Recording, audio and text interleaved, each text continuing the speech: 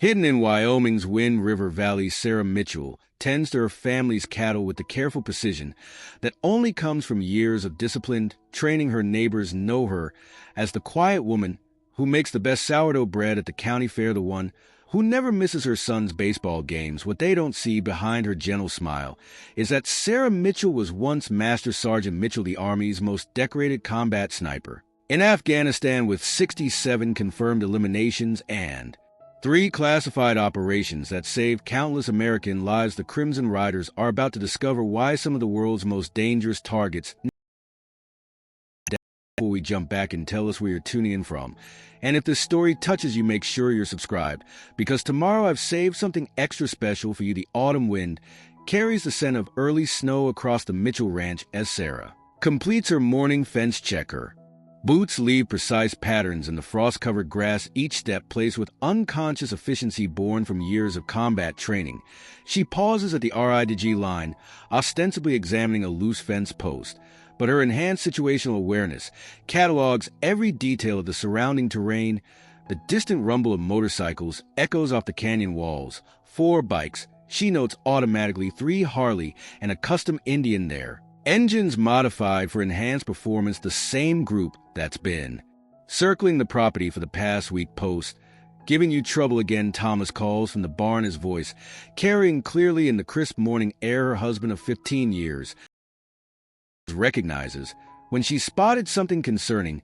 Just checking the tension, Sarah responds, keeping her tone casual while her mind calculates firing lines, defensive positions, and potential escape routes with practice. Precision might need reinforcement before winter sets in. The motorcycles grow louder before fading into the distance. Just another drive-by like the dozen others this week. The Crimson Riders establishing patterns, probing defenses, looking for weaknesses. Sarah recognizes their tactics. She used similar approaches herself in another life, in places where mistakes meant death and precision meant survival. Inside the ranch house, the morning paper lies open on the kitchen table. Another local ranch, sold well below market value. The third this month. The coffee pot bubbles as Thomas enters, his weathered face creased with concern. Jenkins' spread went for half what it's worth, he says, pouring 2 cups. Sheriff Brady claims old Bill was eager to sell. But sir, Bill's worked that land for 30 years. Sarah finishes accepting the coffee while her mind pieces together the larger pattern never mentioned selling. Before the riders showed up, the sound of engines returns closer, this time to the kitchen window. Sarah spots the riders, 4 men in leather cuts bearing the Crimson Riders patch. Their leader, a man known only as Steel, rides point on a custom Indian Scout, heavily modified for both speed and intimidation. His lieutenants, Brick Storm, and a newer member they call Shadow, flank him on matching black Harley. They're getting bolder, Thomas observes, quietly watching the riders pass. Sarah sips her coffee, her mind automatically cataloging details that others might miss. The military bearing in Steele's posture, despite his attempt to hide it, the way his lieutenants maintain tactical spacing without realizing it, the subtle bulges under their cuts that suggest concealed weapons. The riding formation itself speaks of professional training, not typical outlaw biker behavior. Deputy Wilson stopped by yesterday. Thomas continues, his voice low, says they're just passing through part of some land development deal.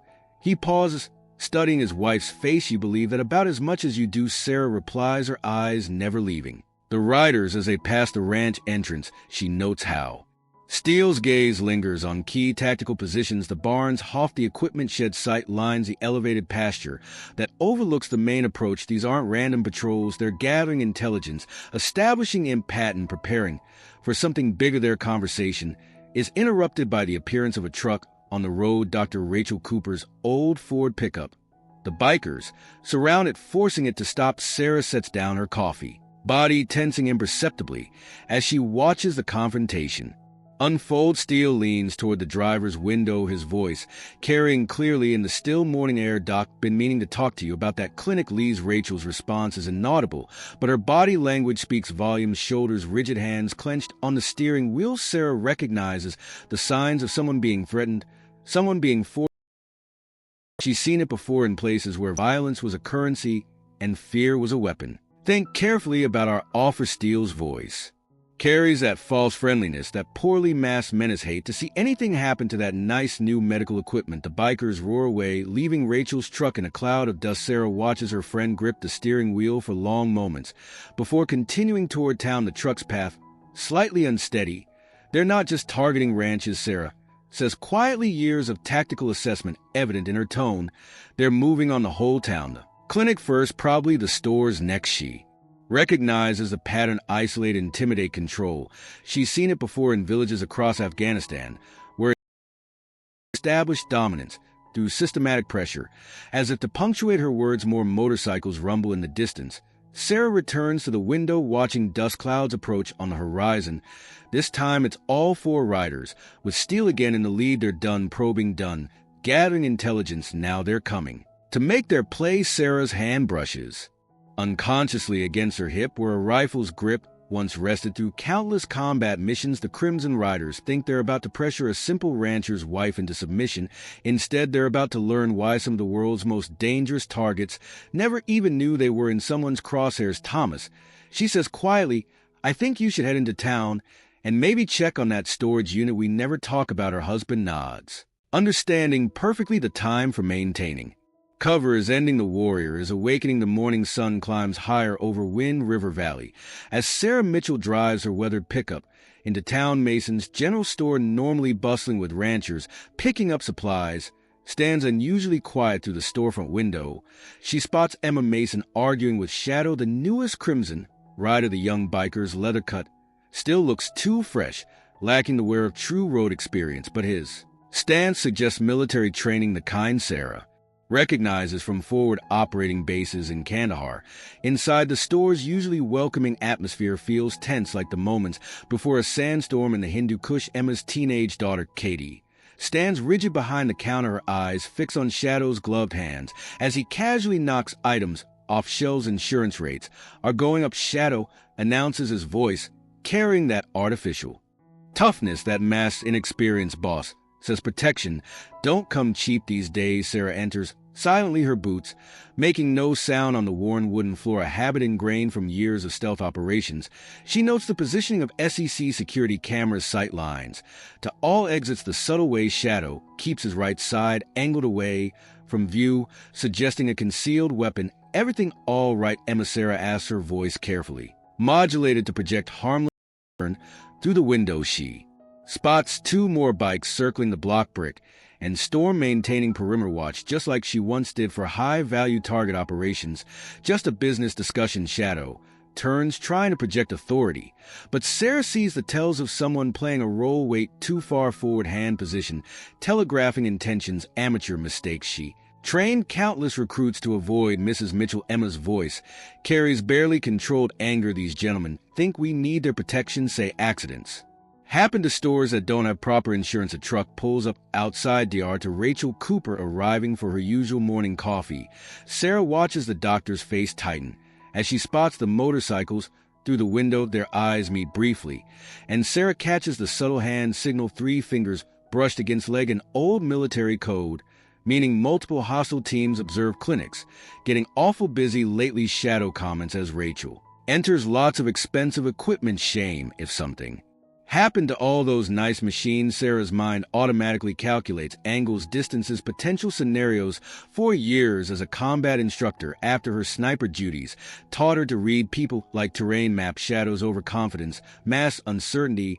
The perimeter riders are too focused on the street, leaving the alley exposed. More tells suggesting military background, but without combat zone experience. The medical board might have questions about certain prescriptions. Steele's voice carries from the doorway as he enters about patient records, controlled substances, unless proper precautions are taken. Rachel's hand tightens on her coffee cup. I maintain full compliance with all regulations for now. Steele's smile doesn't reach his eyes. Sarah recognizes the expression. She'd seen it on Warlord, an insurgent leader's men who confuse fear with respect. A police cruiser rolls past Deputy Wilson, carefully looking anywhere but at the store. Sarah catalogs another piece of the puzzle. Law Enforcement already compromised, just like certain local officials in Helmand province had been think about our offers. Lady Steele announces both of you things are changing in Wind River. Smart business owners adapt. The bikers depart with practice coordination, their formation maintaining tactical spacing. Sarah helps Emma write the knot, over displays her mind, processing multiple layers of information. The threats aren't random. The clinic, the store, the ranch is their isolating key community.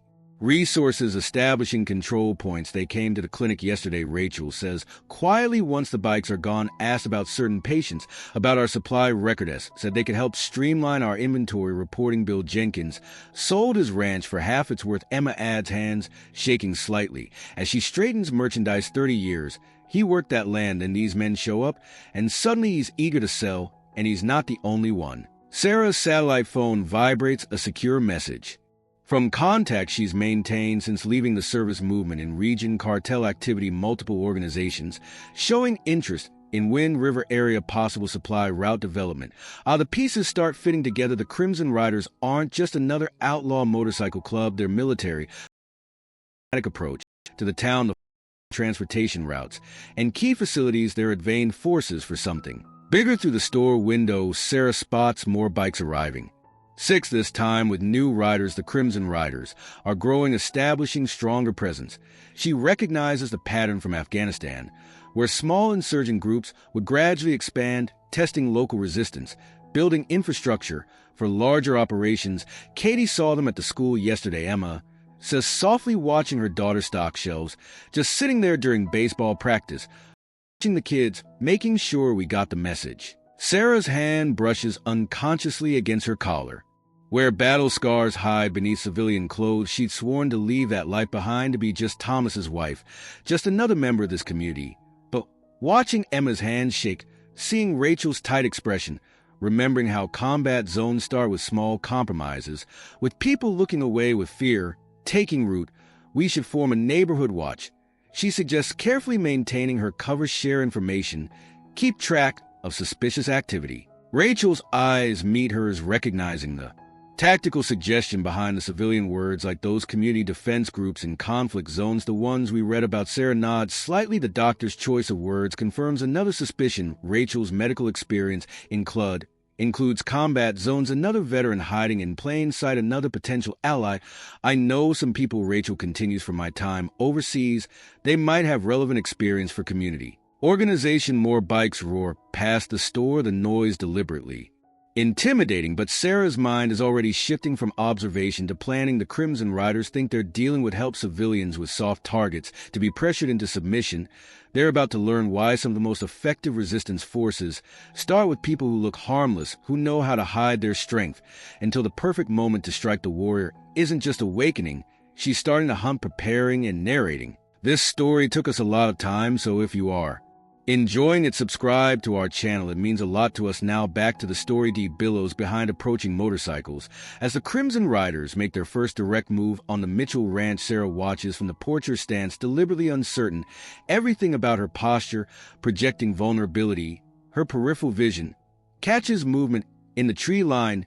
3 more bikes taking flanking positions. She allows herself a small smile, remembering similar overconfident approaches in combat zones, enemies never realizing they were walking into pre-sighted fields of fire. Steel kills as Indians engine the sudden silence, heavy with menaces. Lieutenants spread out in what they think is tactical shadow, and storm to the west, brick covering the eastern approach.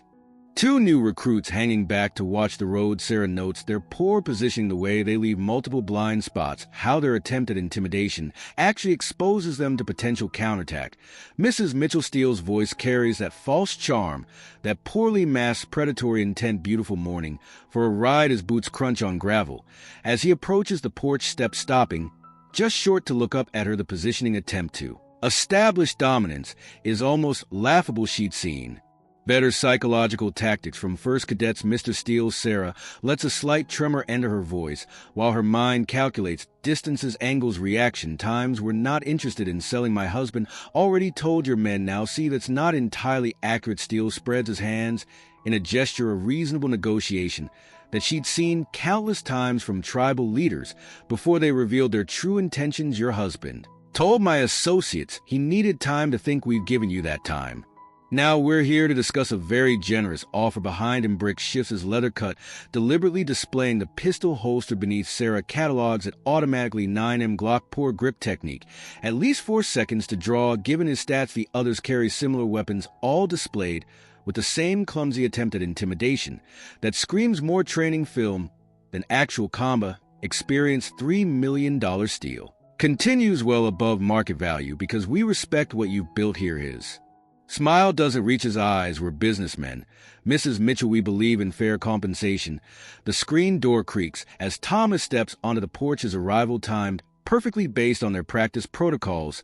Steele's men tense slightly at the unexpected appearance. Shadow takes 2 steps forward, hand drifting toward his weapon, but Steele waves him back. Mr. Mitchell, Steele's voice carries forced patience.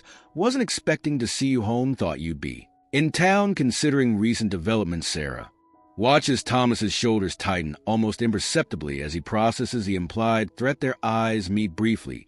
She signals patience, using the subtle code they've developed over 15 years of marriage. Through her enhanced hearing, she catches fragments of radio chatter from one of the recruits' poorly concealed communications. Convoy confirmed loading at Eagle Pass. Need cleanup.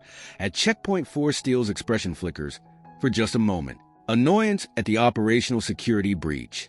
Sarah mentally logs every detail. Eagle Pass location, the term checkpoint, the implied logistics chain, pieces of a larger puzzle starting to form. Think about the offer. Steele backs away, maintaining eye contact. $3 million buys a lot of peace of mind, a lot of security, a lot of insurance. The threat hangs in the air like gun smoke. The bikers mount up with practice coordination, but Sarah notices how they split at the road for heading toward Town 3. Turning north toward Eagle Pass, another piece of the pattern revealed. They're watching the clinic. Thomas says quietly once the bikes are gone, men I've never seen before taking pictures, making notes this morning. He stops, hands shaking slightly. Tell me. Sarah keeps her voice gentle while her mind calculates angles, options, strategies. They destroyed Rachel's new x-ray machine. Said it was an accident. It would be a shame if more accidents happened, if regular inspections failed, if licenses got revoked. His voice hardens. They're trying to force her out, just like Bill Jenkins, just like the others. Sarah moves to the window, watching dust clouds fade on the horizon. She guides Thomas inside, mind working on multiple levels. The clinic's location near the northern road, the ranch's strategic position, Eagle Passes, abandoned mining operation checkpoints, and convoys and cleanup crews. A pattern emerging, one she'd seen before in darker places. They're not just buying land, she says quietly. Years of tactical assessment evident in her tone there.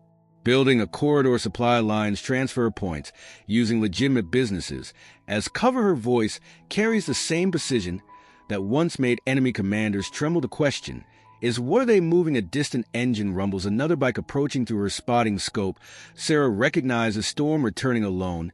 He dismounts at the gate, zip ties something to the fence post. Even from here, she can see the red warning sign, condemnation notice. They're done playing nice. Thomas observes no. Sarah agrees softly. Now that they'll try force, pressure, intimidation. She turns from the window and Thomas sees his wife's careful mask slip, revealing the warrior beneath. What they don't understand is that some people don't respond well to pressure. Some people push back. The sound of more motorcycles echoes off distant mountains. The Crimson Riders are mobilizing in force, preparing to take what they want. But they're about to learn that the most dangerous predators are often the ones who appear the weakest, the ones who know how to wait, the ones who've spent years hiding their true nature. The warrior is stirring. The hunt is about to begin. If you're enjoying this story, hit that subscribe button. It really helps us create more content like this. Now, let's get back to seeing how Sarah handles these overconfident bikers who have no idea what they're dealing with. Pre-dawn light creeps over the Wind River Mountains as Sarah retrieves her hidden trail cameras. The memory cards contain 3 days of surveillance, every vehicle passing the northern road, every suspicious movement near Eagle Pass. She works with practiced efficiency, leaving no trace of her presence. Years of combat experience don't fade. They just find new applications. The general store's lights are already on when she arrives in town. Emma Mason's ancient pickup sits alone in the gravel lot, frost still coating its windshield. Sarah notes fresh motorcycle tracks in the mud. Someone's been watching the store all night, maintaining Amateur surveillance that would embarrass any proper combat instructor. Didn't expect anyone this early. Emma's voice from this. As Sarah enters, her hand shakes slightly as she arranges canned goods, eyes darting frequently to the window. Coffee fresh. If you'd like some. Sarah studies the store's interior, noting signs of a recent confrontation. Scattered merchandise. Hastily replaced a broken shelf, poorly repaired, subtle marks on the counter that suggest someone's fist made forceful. Contact rough night. Just some new customers. Emma attempts a smile that doesn't reach her eyes, very persistent about their shopping preferences. A motorcycle rumbles past outside Storm, making his morning patrol. Sarah watches through the window as he parks across the street, maintaining clear sight lines into the store. Immature surveillance, but effective enough to intimidate locals who don't know better. They're demanding protection money, Emma whispers, arranging cans with shaking hands. Said if I don't pay, accidents might happen. Deliveries getting lost, health inspectors finding violations. She straightens a display of local honey, talking without making eye contact. Last night, that big one calls himself Brick made it clear I had until Friday. Said his boss would be very disappointed if I made things difficult. Through the window, Sarah spots Deputy Wilson's patrol car approaching. The deputy parks deliberately between the store and Storm's observation position. Mrs. Mitchell Wilson enters, nodding professionally. Her uniform is crisp, but dark circles under her eyes suggest long nights. Mind if I join you, lady? Storm revs his engine in obvious irritation before speeding away. Sarah notes how he takes the northern road, another piece of the pattern, confirming her suspicion about Eagle Pass. Got something you should see, Wilson says quietly. Once he's gone, she spreads photographs on the counter, surveillance shots from the abandoned mining operation taken under the guise of wildlife monitoring. The photos show vehicles arriving at Eagle Pass, expensive SUVs with blacked-out windows, rental trucks with missing plates, men in tactical gear unloading heavy crates under cover of darkness. Those aren't hunting rifles, Sarah observes neutrally, her mind already calculating quantities, patterns, implications. No, ma'am. Wilson's voice carries controlled anger, and the men unloading them had military bearing, professional, not your typical bikers. She hesitates. Sheriff says it's not our jurisdiction to leave it alone, but my brother served 3 tours. I know military hardware when I see it. New engines approach, multiple motorcycles, heavy bikes. Sarah guides both women away from the windows as Brick returns with reinforcements. Shadow and Storm flank him, their formation suggesting anticipated violence. Think carefully about your next insurance payment. Emma. Brick's voice carries through the open door. Rates go up fast in this economy. Wilson moves to intervene, but Sarah's hand on her arm stops her not. Yet she says softly, some battles need proper preparation. The bikers roar away, but their message lingers. Emma's hands still shake as she straightens merchandise. Sarah's satellite phone vibrates, a message from old military contacts she's kept quiet for years. Confirmed cartel activity, Wine River sector, multiple organizations showing interest, area designated strategic corridor. Sarah drives home, mind processing implications. The Crimson Riders aren't just another outlaw motorcycle club. They're advanced forces for something big, even aware who they're really working for. Through her spotting scope, she catalogs fresh tire tracks turning north toward Eagle Pass, their pattern suggesting heavy loads moved under professional transport protocols. Back at the ranch, Sarah accesses a hidden bunker beneath the old barn. Equipment cached years ago emerges from concealed compartments, surveillance gear, tactical communications, specialized tools that would raise serious questions if ever discovered. A wall of monitors flickers to life, showing camera feeds covering key approaches she'd installed them months ago. When the first rumors of cartel interest reached her confidential sources, her secured laptop connects to a private network she's maintained since leaving. Active duty authentication protocols flash across the screen. Echo 7 acknowledged assets available on request. Sarah studies tactical overlays of the Valley marking patrol patterns, surveillance posts, likely staging areas. The Crimson Riders think they're being careful, think they're running a sophisticated operation.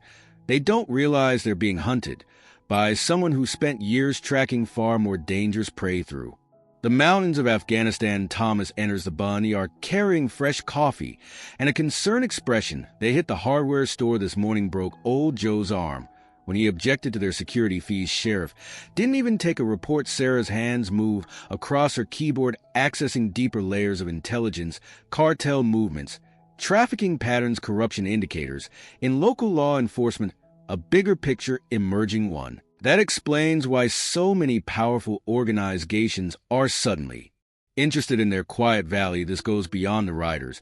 She says, quietly showing him financial traces linking shell companies' property purchases, strategic acquisitions.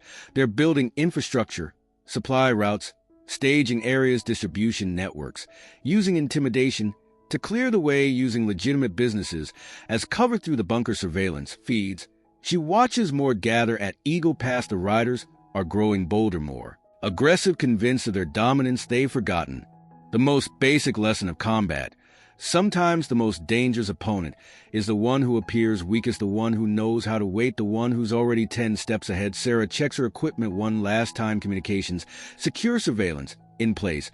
Contingency plans prepared. Years of combat experience have taught her patience, taught her to gather intelligence, to understand her enemy, to prepare the battlefield before taking action. The Crimson Riders think they're dealing with frightened locals with soft targets to be pressured into submission. They're about to learn why some of history's most effective resistance movements started with people who appeared harmless, who knew how to hide their strength until the perfect moment to strike. The warrior isn't just awake.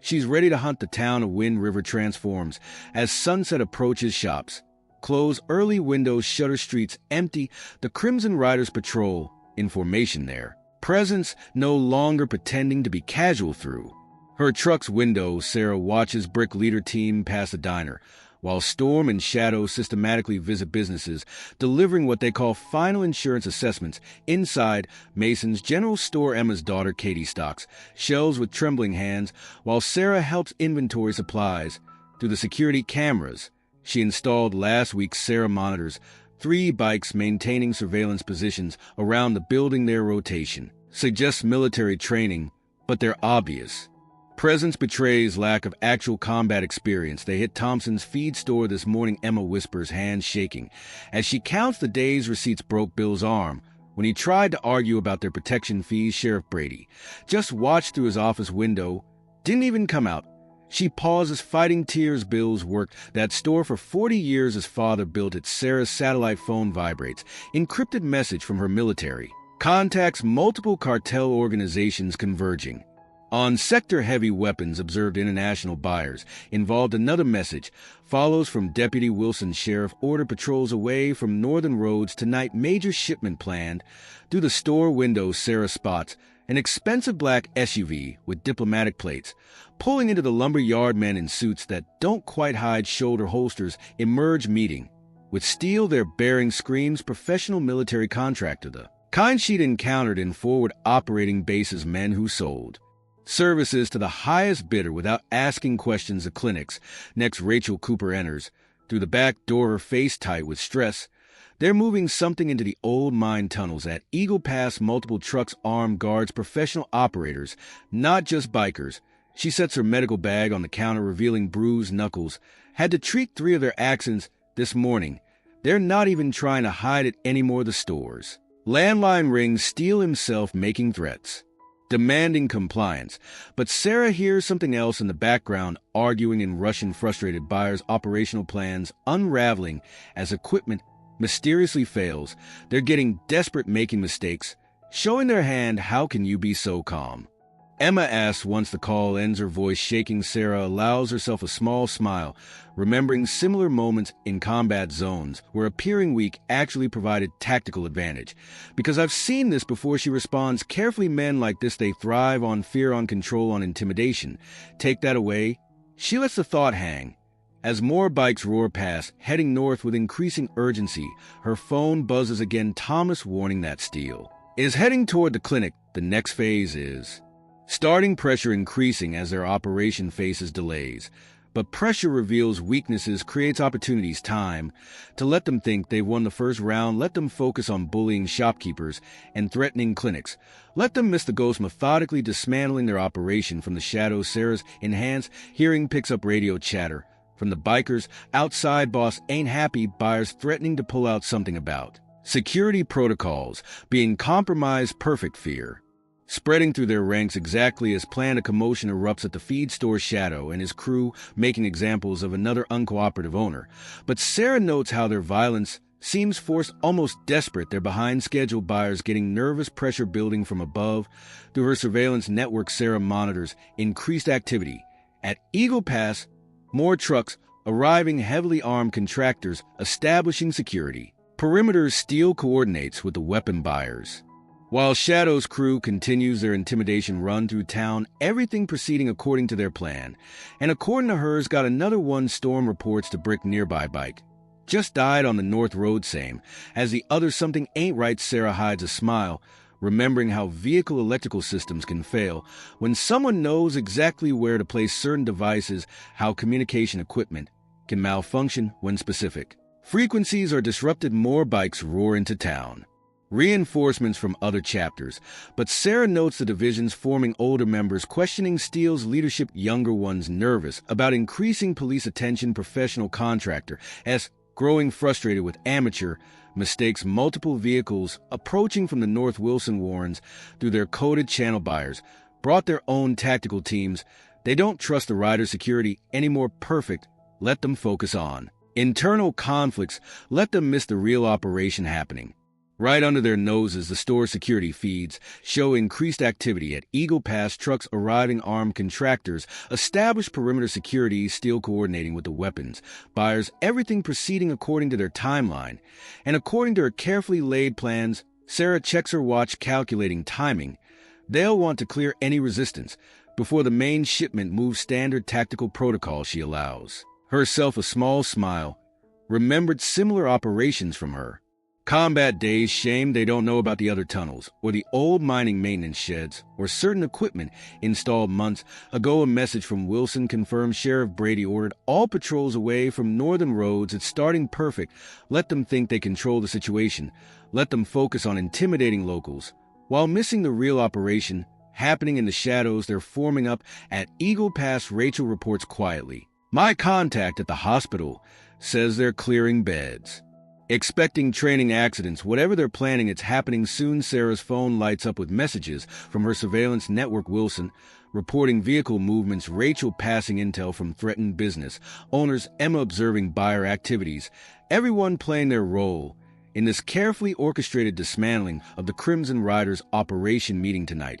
She overhear as Storm tells Shadow Boss, says everyone shows no excuses, going to deal with these problems once and for all. Sarah allows herself another small smile. Of course, Steele's calling a meeting. Threatened men always try to reassert control, never realizing they're playing right into a hunter's hands. Through her scope, she watches Eagle Pass's increasing activity. Contractors establishing defensive positions. Buyers conducting their own surveillance. The riders trying to hold their operation together.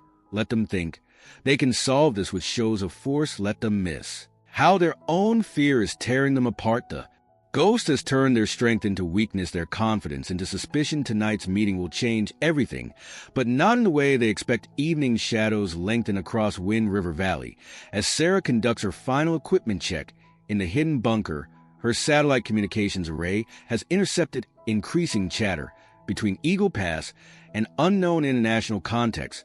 Through encrypted channels, she monitors frustrated buyers demanding explanations for delayed shipments, for compromised security protocols, for operational failures that seem to multiply with each passing hour. Thomas enters the bunker, carrying fresh intelligence gathered from town. Their new equipment keeps failing. He reports, spreading surveillance photos across the tactical station. 3 more bikes broke down on the northern route. Their radio communications are full of static.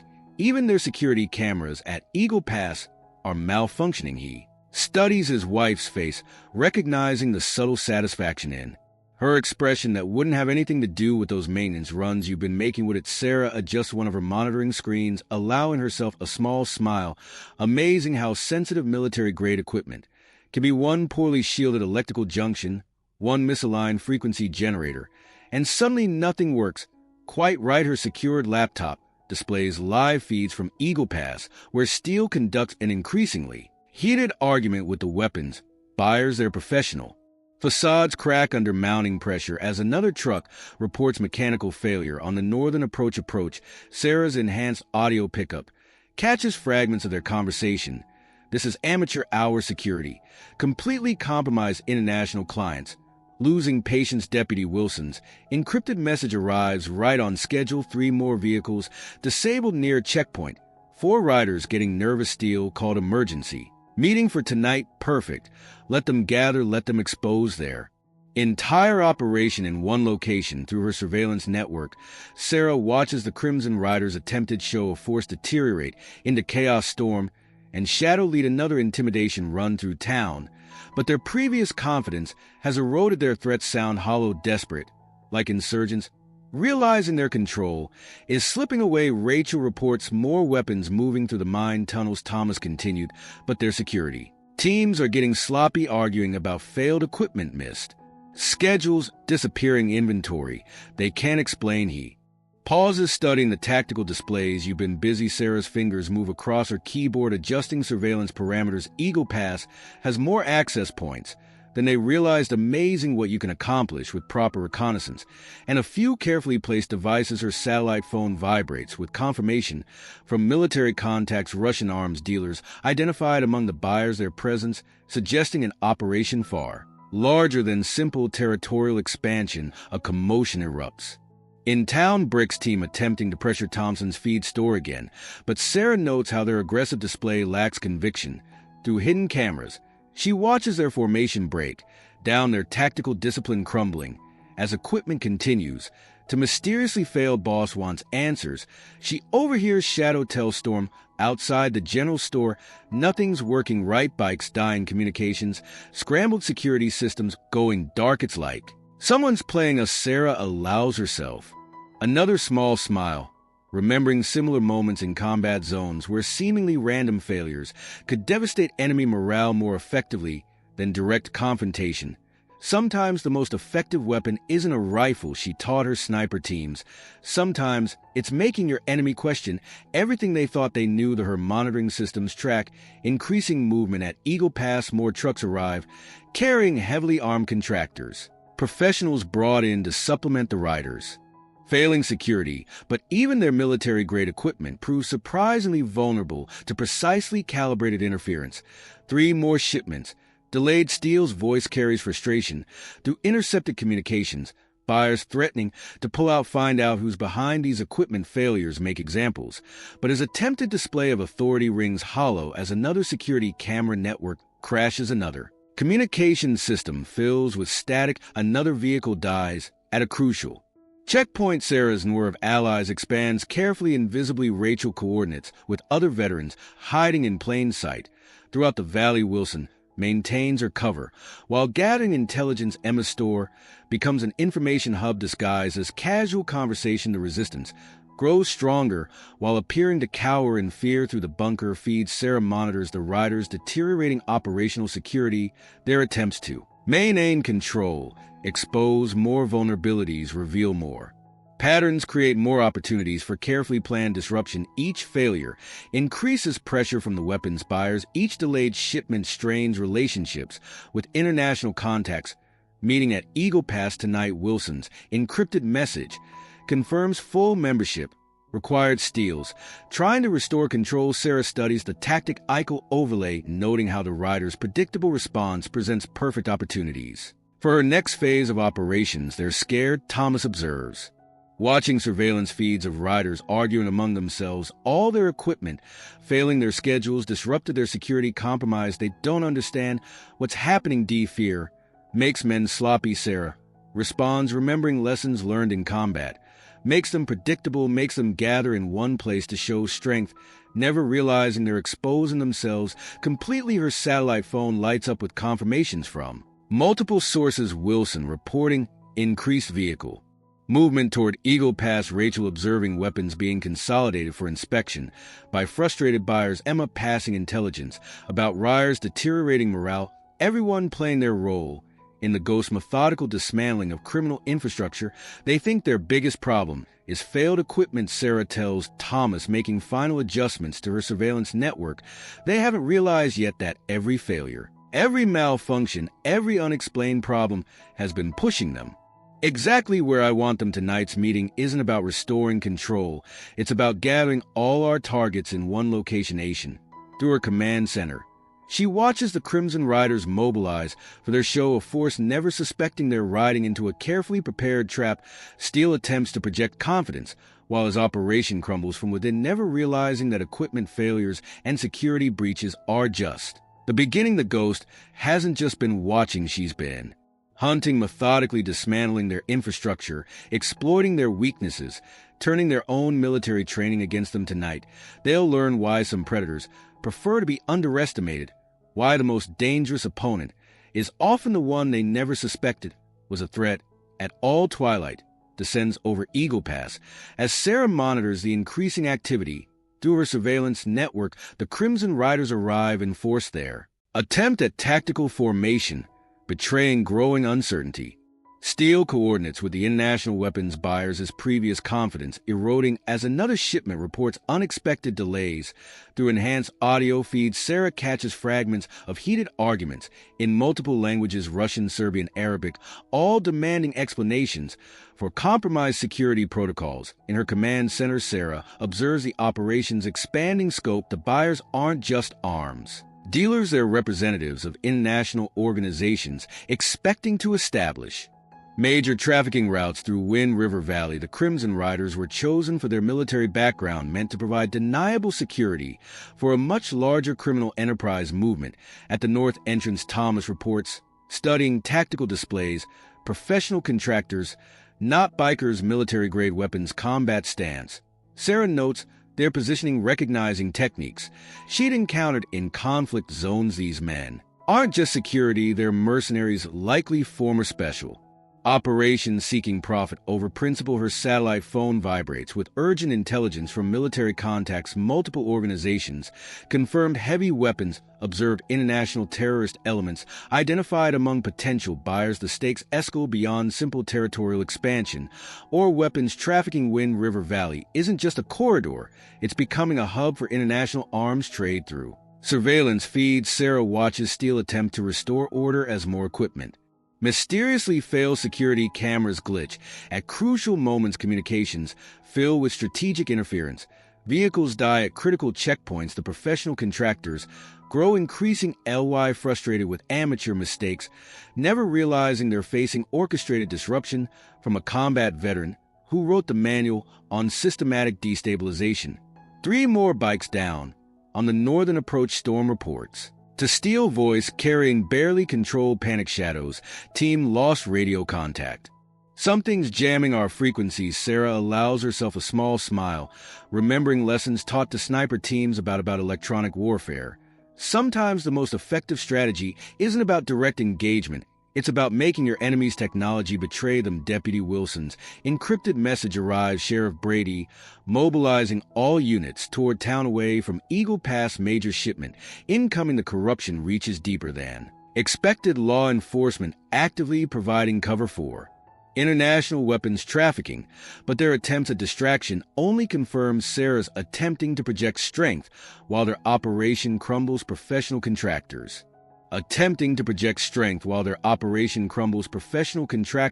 establish defensive positions, their military training making them more dangerous than common bikers. International buyers conduct their own surveillance, their presence attracting attention from organizations that prefer to operate in shadows. Rachel reports movement at the clinic. Thomas relays intelligence from their growing network of allies there, setting up what looks like a field hospital expecting casualties. Sarah processes this information, recognizing preparation patterns she'd seen in combat zones. They're not just planning a meeting, they're preparing for potential conflict. Her surveillance feeds capture increasing tension among the riders. Steele argues with Shadow about failed equipment. Their raised voices carrying through hidden microphones find out who's behind these problems, or our buyers will find someone more competent. The pressure builds as another weapons shipment reports mysterious delays. Another security system fails at a crucial moment. Boss ain't happy.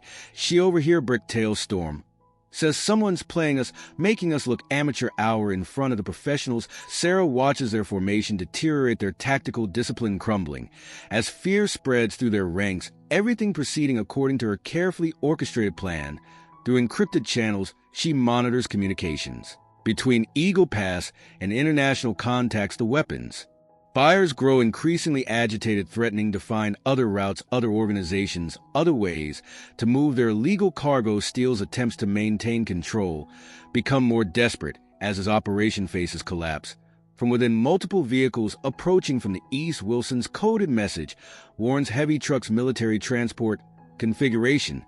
Looks like they're moving the main shipment tonight. Sarah studies tactical displays, noting how pressure from the buyers forces the riders to accelerate their timeline, to take unnecessary risks, to make crucial mistakes. Her satellite phone lights up with confirmations from across the valley. Rachel reporting increased activity at makeshift medical stations. Emma passing intelligence about rider movements through town. Wilson tracking vehicle patterns that suggest major operations imminent. Everyone playing their role in the ghost methodical dismantling of criminal infrastructure there. Scared Thomas observes, watching the riders deteriorating discipline through surveillance feeds, all their careful planning falling apart, their equipment failing, their security compromised. They don't understand what's happening to them. Fear makes men predictable. Sarah responds, remembering lessons learned in combat zones, makes them gather in force, trying to show strength, never realizing they're exposing themselves completely. Through her command center, she watches the operation reach critical mass. The riders attempt to maintain control while their infrastructure crumbles. Professional contractors establish defensive positions that actually create vulnerable flanks. International buyers demand action while inadvertently revealing operational details. Steele's voice carries growing desperation through intercepting communications. Full mobilization tonight. Everyone shows or faces consequences. Time to remind this town who's in charge, but his attempt at intimidation only confirms Sarah's intelligence about gathering locations, about response protocols, about chains of command, increasingly strained by pressure and fear. The ghost hasn't just been watching, she's been hunting, methodically dismantling their operation piece by piece, exploiting their weaknesses, turning their own military training against them. Tonight, they'll learn why some predators prefer to be underestimated, why the most dangerous opponent is often the one they never suspected was a threat at all. Sarah makes final adjustments to her surveillance network, preparing for the next phase of operations. The Crimson Riders think they're mobilizing to restore control. Instead, they're riding directly into a trap prepared by someone who spent years studying how overconfident enemies can be led to destroy themselves. Sarah's command center illuminates with urgent intelligence as night settles over Wind River Valley. Her surveillance network captures a crucial development at Eagle Pass, the arrival of a black diplomatic vehicle bearing Russian embassy plates. Through enhanced optics, she observes a figure she instantly recognizes from classified briefings. Vic Petro, known arms dealer with connections to international terrorist organizations. His presence confirms her suspicions that the Crimson Riders are merely the visible face of a much larger operation. Multiple vehicles approaching from the north. Thomas reports, studying tactical displays, heavy transport trucks, military configuration. Or wait, he adjusts the thermal imag. There's something else, underground movement in the mine tunnels. They've got a whole secondary transport system we didn't know about. Sarah's satellite phone vibrates with confirmation from military contacts. Major players, identified weapons cache, significant artillery, anti-tank systems, experimental prototypes, terrorist organizations. Among confirmed buyers, the intelligence transforms their local conflict into something far more critical. Wind River Valley isn't just a corridor for regular weapons trafficking, it's becoming a distribution hub for military-grade armaments. Through surveillance feeds, she watches Steele coordinate with Petro's security team. Their conversation, CAU, by directional microphones, reveals the true scope of their operation. The tunnel network extends 50 miles, perfect coverage for moving sensitive cargo. Local law enforcement is handled by. Next month, we'll have distribution points across 3 states. Deputy Wilson's encrypted message adds another layer. Found something in Sheriff Brady's office, financial records offshore, accounts he's been on their payroll for months. Fast-tracking property transfers, redirecting patrols. Sarah processes this information, recognizing patterns she'd seen in conflict zones where corruption enabled criminal enterprises to flourish.